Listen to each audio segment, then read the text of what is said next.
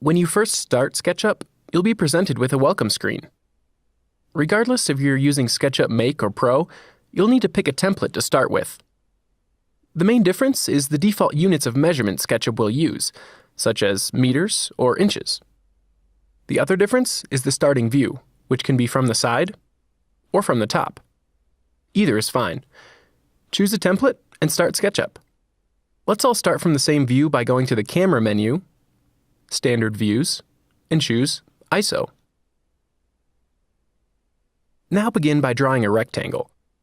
Pick the Rectangle tool, then click once to start a rectangle. Pull away, and click again to finish. A quick note about drawing in SketchUp. Get in the habit of click and releasing your mouse button to start and finish most actions. This will be true for almost all of the drawing tools. Unless we specifically ask you to click and drag your mouse button, always click and release to start and finish each tool and action. Now undo any rectangles by going to the Edit menu and choosing Undo. Draw another rectangle, but this time keep an eye on the lower right corner as you do. Click once to start the rectangle, pull away, and watch how the dimensions change as you adjust the rectangle size. Click again to finish the rectangle. You can be as precise with SketchUp as you'd like. Although it may not seem you're being accurate, everything you draw in SketchUp has a real-world scale. We'll learn more about this later. For now, let's move on to the next tool, the Push-Pull tool. Select this tool and click on the rectangle we just drew. Pull up, and we've created a box. Click to finish. The Push-Pull tool will literally push or pull on any flat surface. Try it on our simple box. Click on this side to pull it out and click to finish. Click on this side to push it in and click to finish. Now, let's combine more rectangles with the Push-Pull tool.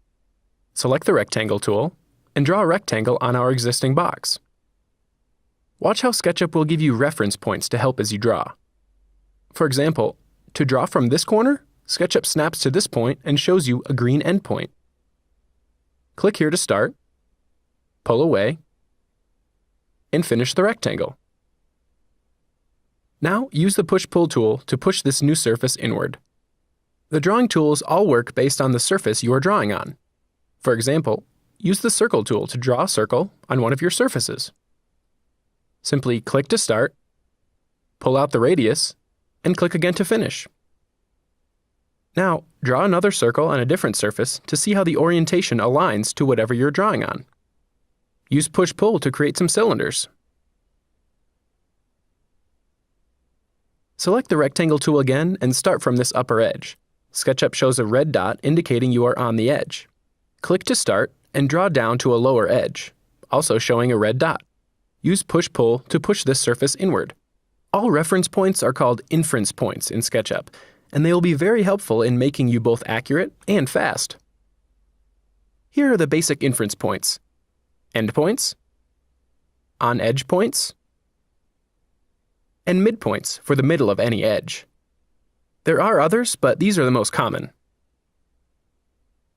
You can see how simple it is to create 3D objects in SketchUp.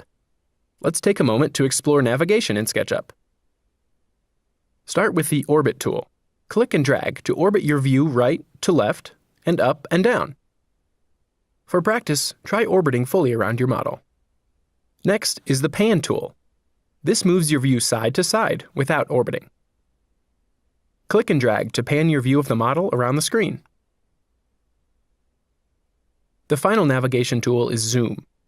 Click and drag to zoom closer to and away from your model. Now try practicing using Orbit, Pan, and Zoom together. Zoom in, Orbit, Pan, Orbit, Zoom, and so forth. Navigating is essential in SketchUp, but going back and forth to pick these icons seems slow and cumbersome, which is why we've built all the navigation tools into a 3-button scroll wheel mouse. Simply roll the mouse wheel forward and back to zoom in and out. Press the wheel down to orbit. Press the wheel down and hold the Shift key on your keyboard to pan. Practice navigating again using the scroll wheel for a much faster experience. Another advantage to using the scroll wheel is better control over zooming. Try this. Hover your cursor over the corner of your model and roll the wheel forward. See how it zooms towards that corner? Using the scroll wheel will zoom toward and away from any area where your cursor is, making navigation even easier. Let's review what we've learned so far by creating a very simple house object. Begin by zooming back out so we can see our entire model. Then, use the Select tool. Click and drag a selection box around the entire model and press Delete on your keyboard. Draw a rectangle and use the Push-Pull tool to pull this rectangle into a box. Orbit and pan to get a better view of the top. Now let's split this top surface with the Line tool. Before drawing the line, hover over the top edge and find the midpoint inference. Click on the midpoint to start drawing. Move across the surface and find the midpoint on the opposite edge, and click to finish the line. We'll pull this new edge up to create a roof. Choose the Select tool and click on the edge to select it. With the edge highlighted, use the Move tool to create a ridge. Click on the edge to begin moving it. Move it upward, and click again to finish.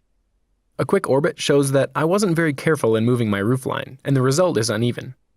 Let's undo that move and see how SketchUp can help us to be more accurate. Make sure the edge is selected.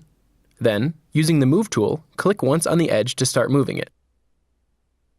While moving it around, notice that the edge snaps to a blue dotted line. This is an indication that you're moving the edge straight up, which will result in an even roof. Click to finish. In SketchUp, the red, green, and blue axes will help you to draw and move correctly in 3D space. Let's try it by creating a chimney on the roof. Navigate for a better view of the roof surface. Now, use the Line tool and click once on an upper part of the roof to start drawing a line. As you move the line around, watch how it will snap to a red direction, a green direction, and a blue direction. Try drawing a line in each direction and orbiting around to see the orientation. The blue direction is vertical, straight up and down, and the red and green are horizontal. To draw a chimney, we could approach it in many ways, but we'll use this method.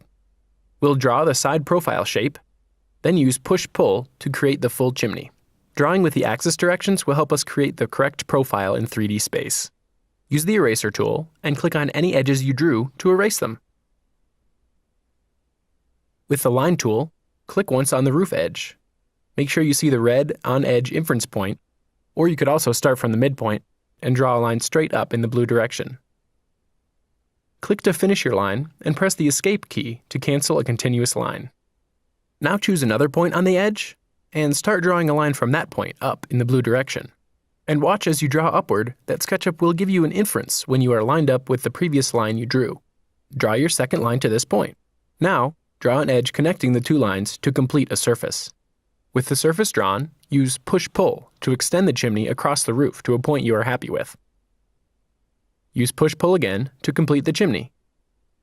By pulling across the roof surface, extra edges have been created, but these are easily erased.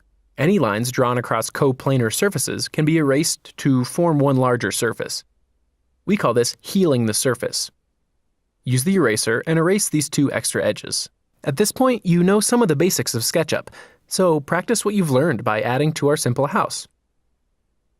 Draw a rectangle and split it in half. Then use Push-Pull to create some steps. Draw a few more rectangles to create a door and windows. Try a few things on your own. You can see how easy it is to create simple models in SketchUp with only a few tools. When you're ready to learn more, proceed to our next video where we will create a more detailed house with real dimensions and introduce you to the offset and follow me tools.